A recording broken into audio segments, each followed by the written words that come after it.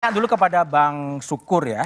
Ini PDI Perjuangan membuat pernyataan menolak Sirekap dan menolak keputusan KPU menunda rekapitulasi manual berjenjang. Apa yang sedang terjadi sebetulnya? Ya sebenarnya kan sederhana. Kita bisa lihat ya demokrasi kita ini sekarang ini ke tingkat yang nadir ya. Jadi harusnya pemilu 2024 yang telah kita lalui, harusnya demokrasi kita sudah semakin matang lah 26 tahun setelah reformasi. Nah kalau kita mau jujur ya, ada sebenarnya dua permasalahan besar yang timbul sehingga terjadi seperti ini. Yang pertama itu adalah persoalan sebelum pelaksanaan pemilu itu sendiri. Kita tahu masalah MK dan sudah ada keputusannya. Ya, MK bermasalah ketua MK-nya.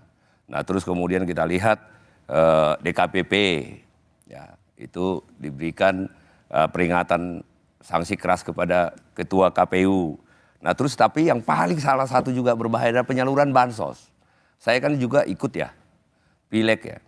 Nah dengan ada bansos yang begitu jor-joran, maka masyarakat kita itu berakibat dia milih kalau ada uang. Nah itu secara mentalitas dan pikiran ada yang seperti itu. Nah ini kan merusak mentalitas pemilih, harusnya kan melihat kualitas. Memakai hati nurani. Tetapi dengan bansos yang sangat masif ini juga merusak. Nah yang kedua adalah persoalan pada saat pemilih. Persoalan pada saat pemilihan terjadi. Yang pertama itu adalah, ini kan KPU sudah, Bawaslu sudah mengatakan bahwa ada 19 masalah yang sudah mereka rekapitulasi. Nah 16 masalah itu, 13 masalah itu mereka temukan pada saat pelaksanaan pemilu. Dan 6 masalah mereka temukan pada saat perhitungan suara. Oke. Nah kalau kita lihat kan ada data-datanya yang mereka sampaikan, ada pemilih yang mempergunakan hak pilih lebih dari satu kali. Itu ada di 2.413 TPS. Nah itu kan luar biasa sekali itu. Itu yang masih ditemukan. Nah kemudian ada intimidasi terhadap pemilih dan penyelenggara pemilu. Itu ada di 2.271 TPS. Bukan saya yang bicara ini. Oke. Nah mobilisasi pergerakan pemilih dan peserta pemilu di 2.632 TPS. Dan indikasi pelanggaran-pelanggaran lainnya itu 2.509 TPS. Oke. Nah kemudian aplikasi Sirekap. Nah pada saat saya mengawal perhitungan itu, Tapi gini Bang. ini ada contoh C1 ya. Yang dimaksud dengan surat yang minta audit forensik Sirekap itu sebenarnya persisnya audit seperti apa sebenarnya diinginkan? Nah kalau kita lihat sistem teknologi Sirekap itu kan harusnya dia kan pada saat scan, ya pasti dia melihat pola daripada cara menulis. Oke. Nah pada saat di scan itu bisa masuk. Nah tetapi di TPS sendiri KPPS ya itu beda-beda nulisnya.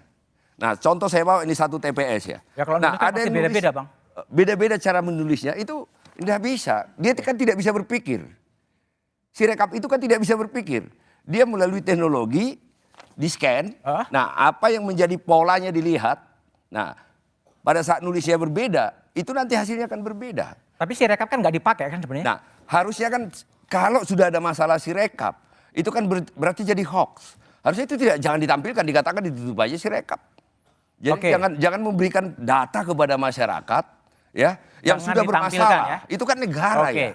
Itu tidak benar. Nah, jadi pada saat kita lihat ya, Pak, pada saat misalnya ditunda perhitungan-perhitungan, nah ini kan orang punya endurance. Nah disitulah yang kita lihat nanti akan terjadi kecurangan-kecurangan. Baik, Bang Huda, Sirekap dan permintaan audit forensik gimana? Ya sekali lagi kita perlu umumkan secara terbuka pada publik bahwa kita ada persoalan dalam proses demokrasi kita, terutama pemilu tanggal 14 Februari yang lalu. Tadi Bang Sukur sudah cerita dari pra TPS sampai pada proses tanggal 14 Februari. Tim kami, pasangan Amin, tim hukum pasangan Amin bekerja keras untuk memetakan berbagai persoalan. Kira-kira temuannya mirip dengan apa yang disampaikan oleh Bang Sukur Nababan.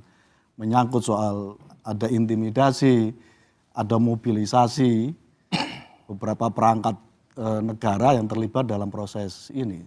Dan ketika di dalam proses di TPS banyak kita dapati teknologi yang diagung-agungkan oleh KPU juga tidak memberi kontribusi baik bagi proses demokrasi kita. Sirekap berbeda jauh apa yang sudah dikonsolidasikan dan dikonsultasikan kepada Komisi 2 Oh, jauh sekali. Tidak. Padahal anggaran cukup besar sekali loh. Berapa? Yang dikeluarkan. Ya nanti dicari aja berapa. Oke. Yang jelas cukup besar sekali. cukup besar untuk Sirekap dan hasilnya tidak memuaskan. Sangat tidak memuaskan. Oke, baik Bang Nusron, ini ada permintaan audit forensik terhadap Sirekap. Anda respon gimana? Pertama begini ya, kita dudukkan persoalan ini secara fair dan proporsional. Sirekap itu kan ibaratnya kayak quick count versi KPU. Quick count versi KPU, oke. Tetapi kalau quick count pakai sampel, kalau ini pakai semua, pakai persentase. Kan gitu. Mau diaudit forensik ya silahkan. Silahkan, oke. Karena itu juga tidak berdampak terhadap Penghitungan suara. penghitungan suara, karena perhitungan suara yang dipakai adalah berbasis manual dan sifatnya berjenjang. Sehingga Sirekap itu tidak ada kekuatan hukumnya. Itu hanya sebagai alat KPU untuk memberikan informasi kepada publik secara cepat, tetapi di situ sudah ada disclose informasi bahwa informasi ini tidak bisa dipakai untuk kepentingan pengambilan keputusan. Karena sifatnya adalah, sekali lagi tadi itu adalah quick count versi KPU. Quick count versi KPU. Ya.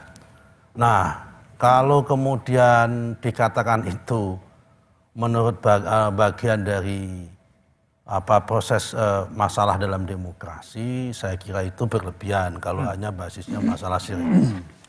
Karena Sirekap ini kan sesuatu yang memang tidak dipakai di dalam proses untuk pengambilan keputusan. Kalau tuduhan kecurangan? Di mana tuduhan kecurangan di mana? Yang tadi soal netralitas, mobilisasi, intimidasi. Jadi begini Pak ya, di Indonesia itu ada 823.000 TPS. Kalau kita bicara masalah kecurangan, yang namanya pemilu secara sempurna tanpa ada masalah satupun, Nggak mungkin. saya kira itu nggak mungkin. Tapi kalau kita bicara tentang masalah persentase, saya kira dari tahun ke tahun itu problemnya, masalahnya relatif menurun dan cenderung kecil. Sehingga kalau menurut data statistik pun, itu justru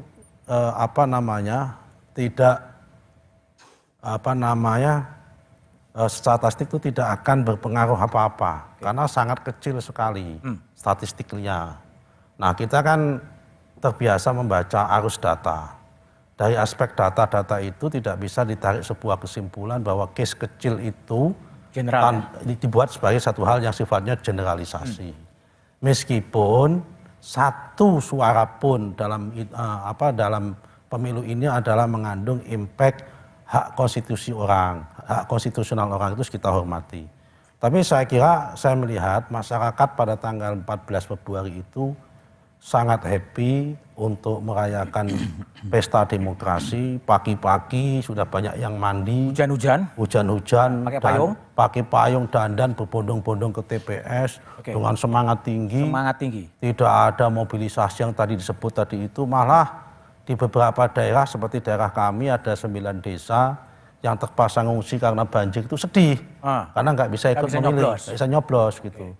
Jadi saya kira kalau mengatakan demokrasi hari ini ada masalah, saya kira ya berlebihan. Berlebihan. Oke, baik. Adi Prayitno ini gimana nih?